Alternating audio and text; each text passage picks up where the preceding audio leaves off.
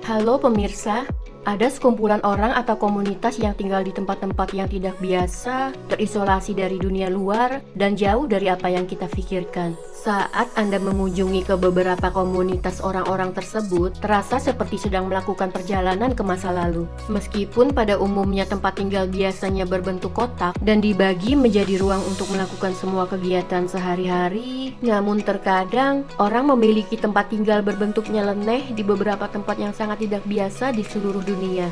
Kami telah mengumpulkan daftar singkat beberapa tempat tinggal aneh dari tempat terdingin di bumi hingga ke tempat tinggal Mikronasi di tengah laut.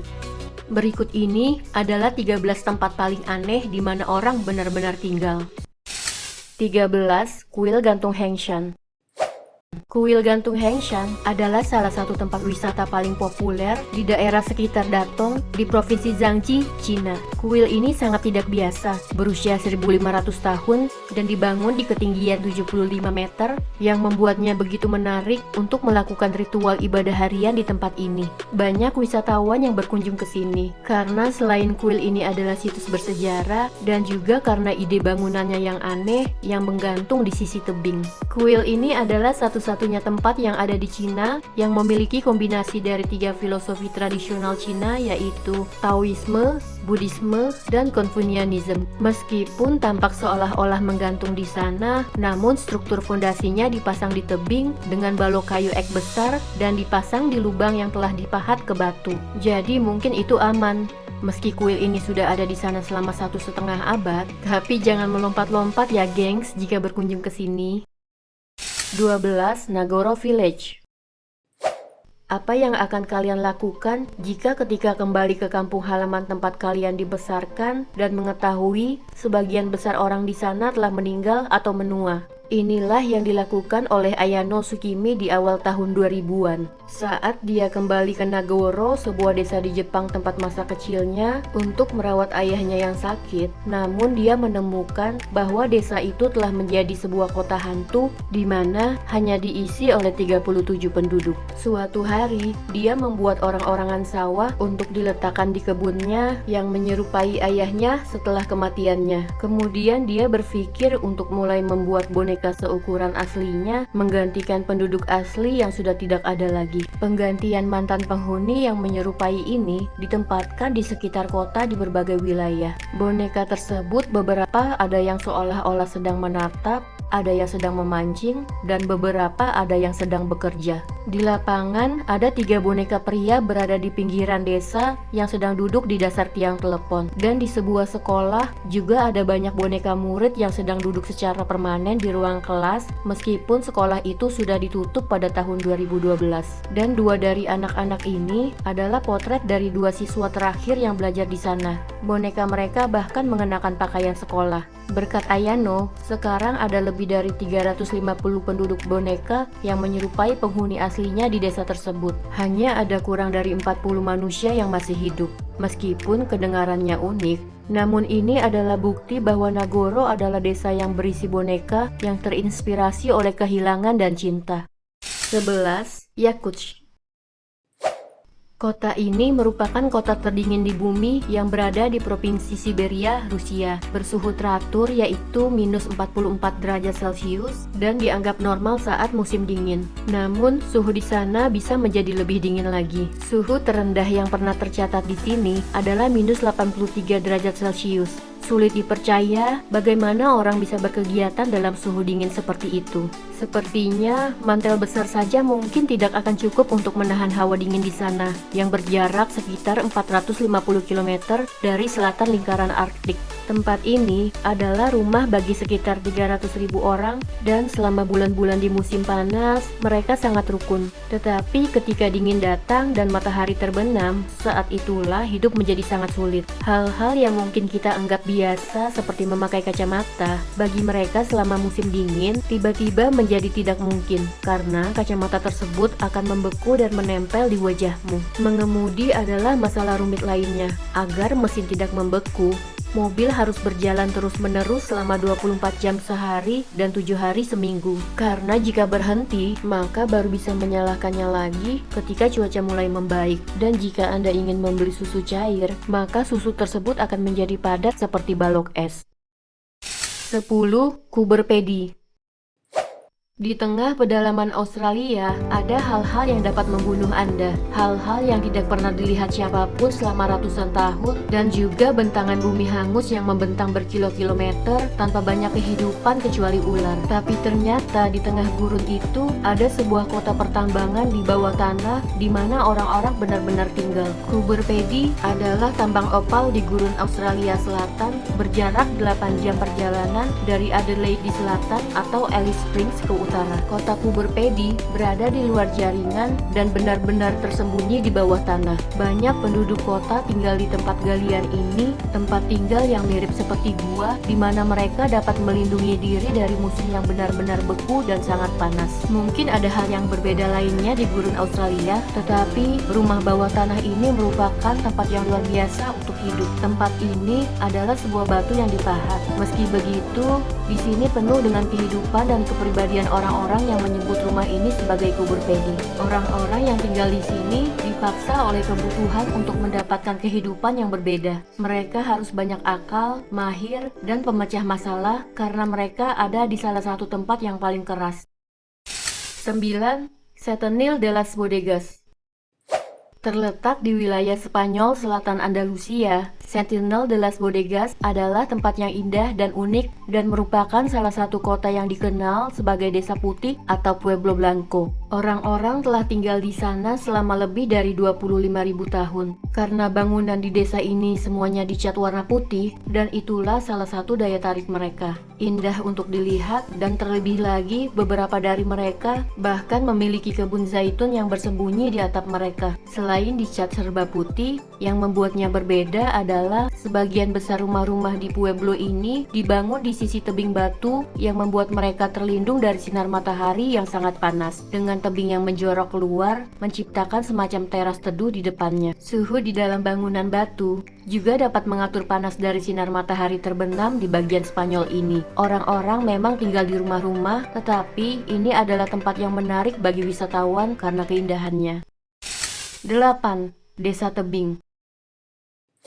Desa kecil ini terletak di Cina, dikenal sebagai Desa Tebing karena lokasinya yang bertengger di atas tebing setinggi 790 meter, dan dalam beberapa tahun terakhir, berkat keajaiban internet, tempat itu menjadi semacam objek wisata yang sangat terkenal. Di masa lalu, desa ini dihuni oleh penduduk yang sangat miskin sehingga mereka berani menerima resiko mempertaruhkan nyawa setiap kali mereka mendaki. Dahulu, sisi tebing hanya dapat diakses oleh serangkaian tangga rotan yang benar-benar miring. Meskipun sudah diperbaiki, tapi menurut saya seperti masih terlihat sedikit berbahaya. Pada tahun 2016, pemerintah daerah menginvestasikan banyak uang ke desa dan menggantikan tangga lama yang sudah reot dengan tangga baru yang terbuat dari baja. Tangga terakhir memiliki 2.556 anak tangga yang berukuran 3 km lebih panjangnya. Membangun tangga baru yang megah tersebut menghabiskan biaya hampir 2,5 miliar dan pastinya dibuat lebih aman untuk naik turun bagi penduduk desa ini. Dan sekarang tempat ini menjadi lokasi yang sangat keren dan aman untuk membuat video atau diposting di media sosial. Karena keselamatan adalah yang terpenting ketika orang-orang ini menyodorkan tongkat selfie mereka. Wah, gimana ya guys rasanya jika tinggal di sini? Saya tidak bisa bayangkan jika suatu saat saya turun ke bawah lalu menyadari bahwa dompet saya tertinggal di atas. 7. Santuari Madonna della Corona. Tempat yang luar biasa ini dibangun di atas tebing setinggi lebih dari 609 meter di atas permukaan laut dan menghadap ke tebing vertikal. Sanctuary Madonna della Corona atau Sanctuary of the Lady of the Crown, dia terletak di tebing Mount Baldo. Tempat suci ini bertengger sedemikian rupa sehingga hampir tampak tergantung di udara.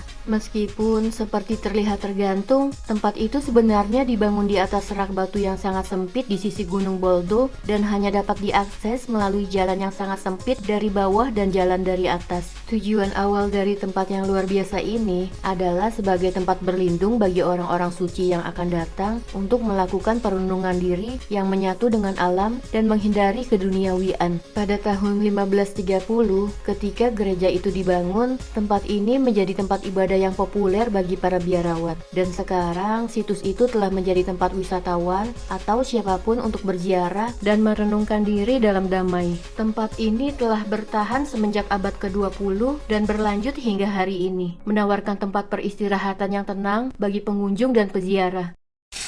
Nomor 6, Gunung Fanjing. Jika ingin melihat kuil di sini, setiap pengunjung harus berani mendaki lebih dari 8.000 anak tangga. Apa yang berdiri di atas Gunung Fanjing di pegunungan Wall Barat Daya Cina ini bukanlah tempat biasa. Ini adalah menara batu alam yang dikenal sebagai puncak emas awan merah dan menopang dua kuil Buddha kecil bersejarah berusia lebih dari 500 tahun. Coba Anda bayangkan, bagaimana para Buddhis tersebut berhasil membawa semua bahan bangunan hingga ke ujung gunung yang curam untuk membangun kuil-kuil itu. Hal itu masih menjadi misteri hingga hari ini. Bayangkan saja, membawa ransel biasa yang berat saja untuk sampai ke tempat itu sudah sangat menyulitkan. Karena berada di ketinggian seperti itu, struktur bangunan ini telah diperbaharui dengan bahan yang lebih kuat agar kuil tersebut dapat terus bertahan di kondisi yang keras dan angin kencang. Sekarang, tempat ini telah menjadi lokasi favorit bagi para penggemar kamera drone. Dan karena kamera drone, kita semua dapat melihat tempat yang luar biasa ini tanpa harus menguji nyali dengan datang langsung ke gunung tersebut. 5. Biara Meteora. Di masa lalu, tampaknya seringkali biara-biara dibangun di tempat yang paling canggung dan tinggi sehingga siapapun mungkin bisa menemukannya. Seperti halnya biara Meteora ini yang telah dibangun berabad-abad yang lalu di atas batu-batu raksasa dengan pemandangan laut dan lanskap di sekitarnya. Kata Meteora berarti ditangguhkan di udara yang tampaknya tepat untuk tempat luar biasa ini. Ada 6 biara aktif di sini dan sejumlah kecil biarawan dan biarawati yang tinggal di dalamnya. Biara Meteora telah diberikan status sebagai situs warisan dunia oleh UNESCO pada tahun 1998 dan masih menjadi tempat yang sering berada dalam daftar atas tempat pariwisata untuk dikunjungi. Di Yunani, tempat-tempat ini juga merupakan objek dari pengambilan kamera drone yang terbang di mana-mana dan tentu saja mereka adalah objek yang sempurna dari semua sudut kamera. 4. Bozol, Prancis. Bukan ilmuwan sekalipun, tapi pasti semuanya tahu bahwa tidak boleh membangun kota di tepi lubang raksasa misterius. Dan kami tidak tahu kenapa orang-orang di sana melakukannya. Ini adalah sebuah desa berbentuk mangkuk di Perancis. Kenapa seperti mangkuk? Ya, karena desa tersebut berada di tepi lubang besar berdiameter 400 meter. Dengan melawan segala rintangan yang dimilikinya, penduduk setempat berhasil mengubah efek samping berpotensi fatal ini menjadi sebuah daya tarik wisata. Orang-orang datang dari seluruh dunia untuk sekedar minum kopi dan menatap ke dalam jurang yang pasti membutuhkan keberanian. Tetapi seperti semua video di daftar ini, yang bikin tidak habis pikir adalah bahwa orang-orang benar-benar mau tinggal di sini. Meski sejarah telah mengatakan bahwa ini adalah kota yang sangat tangguh, yang tidak mungkin tergelincir ke dalam lubang atau runtuh tanahnya. Namun tetap saja membutuhkan keberanian untuk tinggal di rumah yang berada tepat di tepi kehancuran. 3. Matmata. Rumah-rumah di sini tidak seperti yang ada pada umumnya di bumi. Bangunan luar biasa ini adalah penghubung dengan masa lalu dari masyarakat kuno di negara Afrika Utara yang mempesona. Dan itu juga merupakan daya tarik besar bagi wisatawan untuk berkunjung ke daerah tersebut. Tentu saja, rumah-rumah kuno ini dibuat dengan menggali tanah, menciptakan lorong-lorong dan kamar-kamar yang berusia berabad-abad. Kota Matmata terletak di tepi gurun Sahara dengan landscape pohon palem dan kebun zaitun yang berjarak kurang lebih 32 km ke selatan ibu kota negara. Bangunan ini telah dihuni oleh orang-orang selama berabad-abad dan masih dihuni oleh banyak orang hingga saat ini. Bagi penduduk asli Afrika Utara, rumah ini adalah nafas hidup, cagar budaya, dan sejarah orang-orang di wilayahnya. Di bangunan ini hampir tidak memiliki kayu atau batu sehingga tempat tinggal digali di tanah. Cara yang ideal bagi orang-orang yang tinggal di sana. Untuk menghindari panasnya gurun, mereka harus pergi ke bawah tanah di mana suhunya diatur secara alami. Masing-masing rumah yang dibangun di sini mengikuti pola konstruksi dasar di mana ada halaman tengah yang cekung dan seringkali dibuat sumur. Dan dari pusat rumah ini biasanya ada beberapa kamar atau kamar kecil yang akan dihubungkan oleh lorong-lorong. Cara untuk masuk ke sini adalah melalui tangga atau terowongan. Seru juga ya punya rumah seperti ini. 2. Tristan de Cunha. Tempat ini adalah yang paling terpencil di bumi dengan penduduk kurang dari 300 orang. Pulau Tristan de Cunha terletak di tengah Samudra Atlantik Selatan dan hanya dapat dicapai dengan perahu Saint Helena. Pulau berpenghuni terdekat jaraknya 2.400 km dari pulau ini. Tinggal di sini bukanlah hal yang mudah untuk dilakukan. Penduduk tidak dapat mengakses hal-hal yang kita dapat dengan mudah. Mereka menerima persediaan barang dan makanan melalui kapal kargo dari Cape Town, Afrika Selatan. Daratan terdekat dengan mereka berjarak 2.800 km jauhnya dan juga tidak ada bandara. Jika ada wifi, koneksinya mungkin paling lemah di dunia. Dan cara termudah untuk bergerak di sekitaran sini adalah dengan mendaki. Pulau ini juga merupakan kepulauan vulkanik. Letusan besar terakhir meletus pada tahun 1961.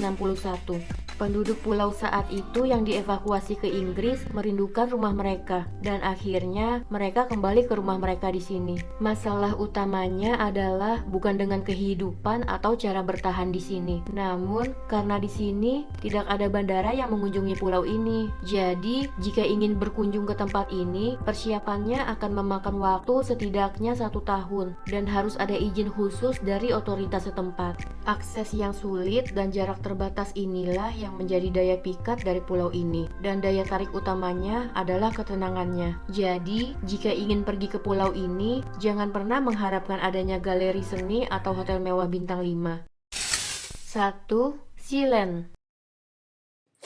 Ada sebuah tempat yang terletak 11 km di lepas pantai laut utara Suffolk. Pada tahun 1967, tempat yang tidak biasa ini dinyatakan sebagai kerajaan Sealand oleh seorang pria bernama Patty Roy Bates. Negara mikro ini sebenarnya tidak diakui secara resmi, tetapi tetap ditempati oleh keluarga dan rekan-rekan Bates. Sebelum menjadi negara Sealand yang tidak resmi, tempat ini dibangun oleh Inggris selama Perang Dunia Kedua, dan kemudian diambil alih oleh penyiar radio bajak laut yang akhirnya mereka semua ditangkap oleh Bates pada tahun 1967. Lalu pada tahun 1978, tentara bayaran menyerbu negara mikro ini. Tapi Bates entah bagaimana bisa menangkis serangan itu. Tempat ini tidak resmi diakui sebagai negara berdaulat dan karena sebenarnya dia masih berada di dalam perairan teritorial Inggris. Ini seperti bermain benteng-bentengan dalam skala yang sangat besar. Tidak bisa membayangkan jika tinggal di sana. Tidak ada toko dan juga tidak ada trotoar.